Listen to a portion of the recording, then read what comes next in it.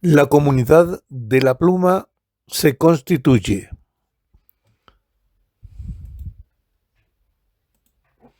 Parte 1. Reunir el elenco. El destino de Pierre-Louis tomó un giro oscuro y burocrático. Tras ser interceptado por aquellos hombres de sombras en Washington, D.C., fue entregado a la ICE, al Servicio de Inmigración y Control de Aduanas.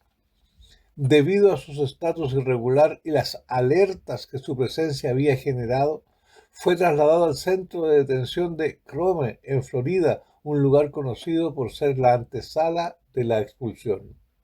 Mientras en el mundo exterior se hablaba de leyes y tratados, para Pierre-Louis el tiempo se había convertido en el goteo de agua sucia en una celda de 3 por 3 metros.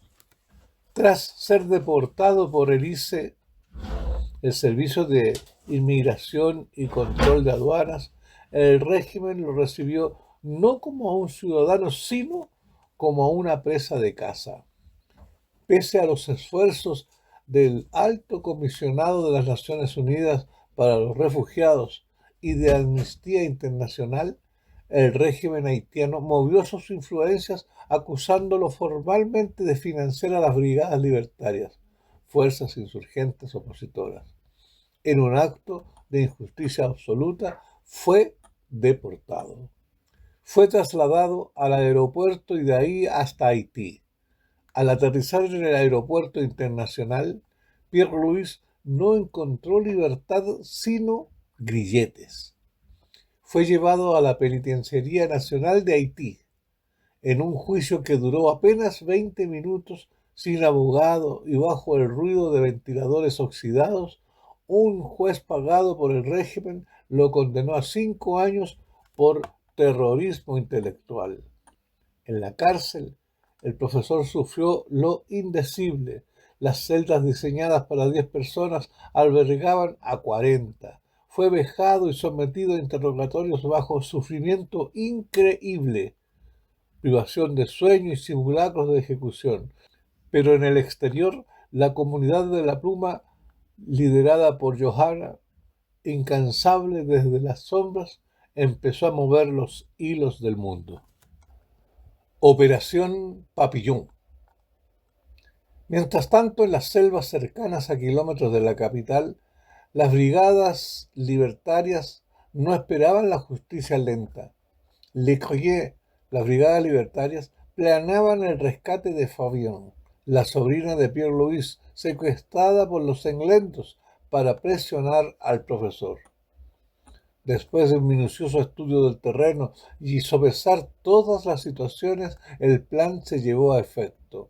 A las 3:20 am, con una lluvia torrencial que ahogaba los sonidos, con ráfagas de viento de 60 kilómetros por hora, hace su ingreso 12 operativos armados con fusiles Tabor y visión nocturna.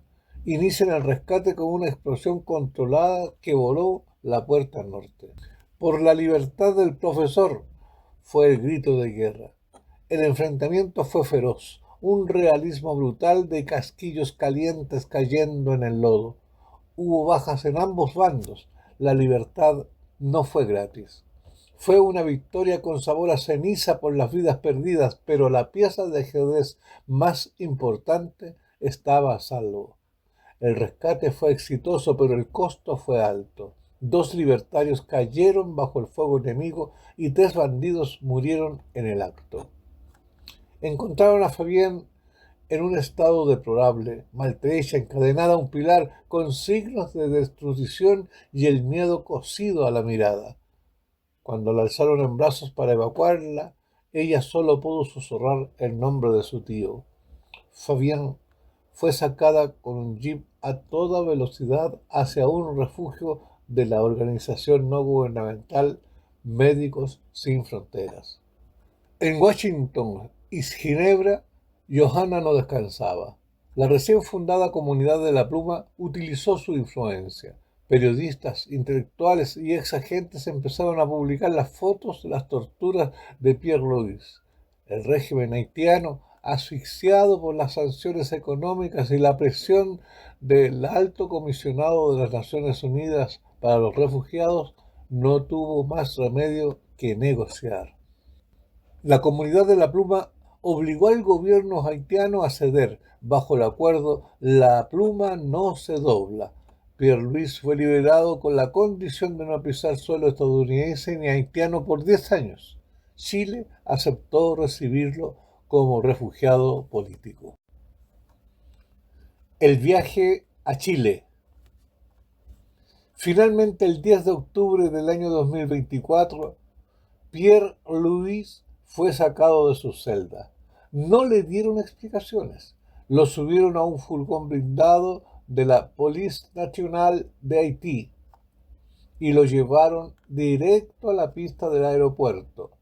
Salida 22 horas desde Puerto Príncipe. Los oficiales lo miraban con desprecio mientras le quitaban las esposas antes de subir al avión de la Fuerza Aérea de Chile que cumplía misiones humanitarias.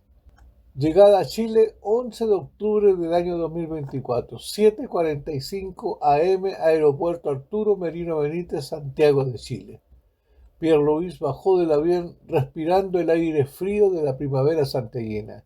Chile en el año 2024 era un país de contrastes, un clima de tensión por las próximas elecciones y una vigilancia estricta sobre la inmigración.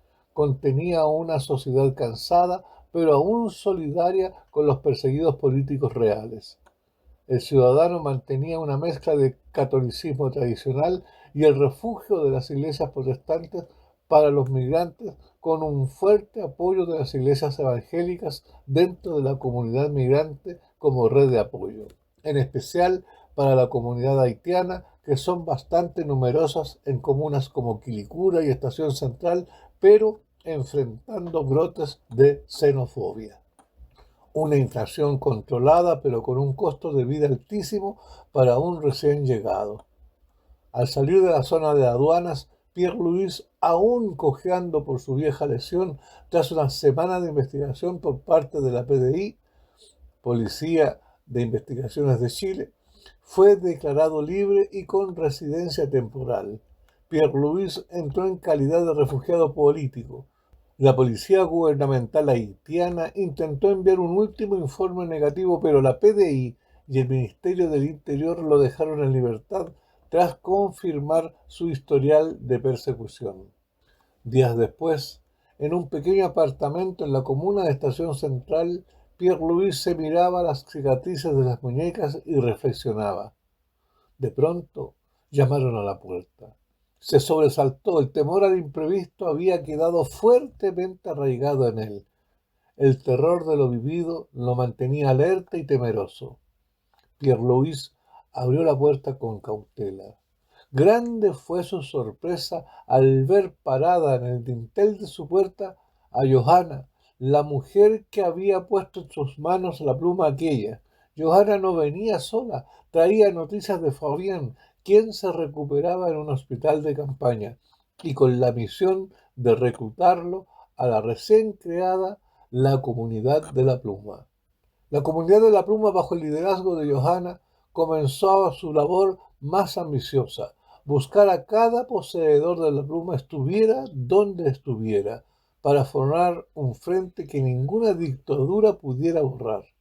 La cita fue en un café que se llamaba El Biógrafo, un rincón de luz tenue y paredes cubiertas de estantes con libros viejos, ubicado en el corazón del barrio Lastarria.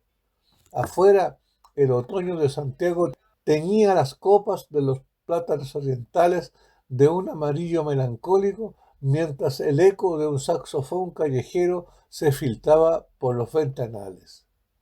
Pierre-Louis sostenía una taza de café que ya se había enfriado.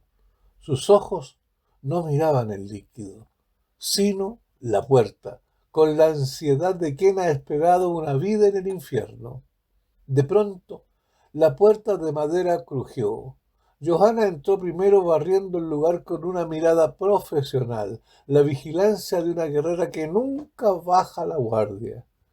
Detrás de ella, envuelta en una bufanda de lana gruesa para combatir el frío cordillerano que no conocía, apareció Fabián. El silencio en el café pareció solidificarse. Pierre-Louis intentó ponerse de pie, pero su pierna, mal herida y peor curada, lo traicionó. Se quedó a medio camino, suspendido entre el dolor y el asombro. —¿Tío Pierre? —susurró Fabián con la voz quebrada. Ella corrió hacia él. No era la niña que él recordaba en los campos de Le Creuset. Estaba más delgada, con una cicatriz fina que le cruzaba la sien.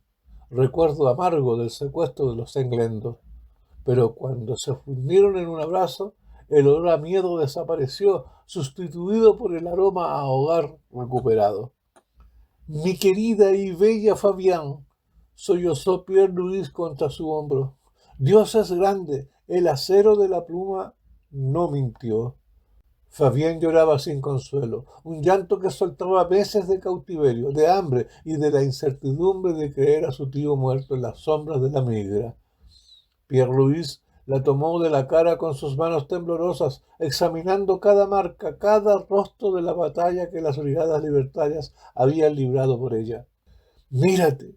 ¡Estás viva! —decía él en un susurro cargado de realismo crudo. —Perdóname por dejarte sola en esa isla de fuego. Johanna, apartada en la barra, observaba la escena con una mezcla de orgullo y tristeza. Sabía lo que había costado ese momento, las vidas perdidas en el rescate, las noches de espionaje y los favores políticos cobrados en Washington y Ginebra. Pierre-Louis, sintiendo que el corazón le estallaba de agradecimiento, cerró los ojos y bajó la cabeza, en medio del café, ignorando las miradas de los clientes chilenos. Comenzó una oración en voz baja. Señor de los caminos, gracias por sacar a mi niña de la boca del león. Gracias por la mujer de fuego y por la pluma que se hizo espada. Que la sangre de los que cayeron en la selva para salvarla no sea en vano. Danos paz en esta tierra extraña donde los Andes nos protegen del mar. Tras el desahogo, la ternura se transformó en resolución. Johanna se acercó y puso una mano sobre el hombro del profesor. Pierre, el tiempo de llorar es corto, dijo Johanna con firmeza. Fabián está a salvo gracias a la comunidad de la pluma, pero hay otros en este momento en los campamentos de Quilicura y en las pensiones de Estación Central. Hay además otros poseedores de la pluma que están perdiendo la voz, aclaró Johanna. Pierre-Louis entendió que su refugio en Chile no era un retiro, sino una base de operaciones. Johanna, dijo él, recuperando la elegancia de su voz de profesor, si la pluma ha podido cruzar océanos y romper muros de cárceles, podrá reunir a los exiliados. Dígame dónde están, no importa si están escondidos bajo puentes o tras mostradores. Si en algún lapso de la historia sostuvieron la pluma en sus manos, entonces son nuestros hermanos de tinta. La planificación comenzaba ahí mismo. Mientras Fabián tomaba su primer chocolate caliente en libertad, Pierre-Louis abría su libreta. Ya no escribía solo para desahogarse, estaba trazando el mapa de una resistencia intelectual que apenas comenzaba en el Cono Sur.